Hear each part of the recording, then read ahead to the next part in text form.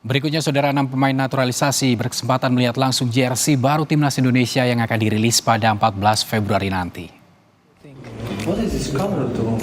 Keenam pemain itu adalah Sedi Walsh, Ragnar Ortmangun, Seni Patinama ataupun Shen Patinama, saudara, dan Miss Hilhurst, Kelvin Verdong, dan Tom Haye. Momen itu, saudara, terungkap dari akun media spesial ataupun media sosial, maksud kami Erspo, sebagai aparel resmi timnas Indonesia. Mereka pertama kali melihat jersey baru timnas Indonesia saat sesi pemotretan di Belanda awal pekan ini. Para pemain mengatakan jersey baru timnas terlihat lebih indah daripada yang sebelumnya.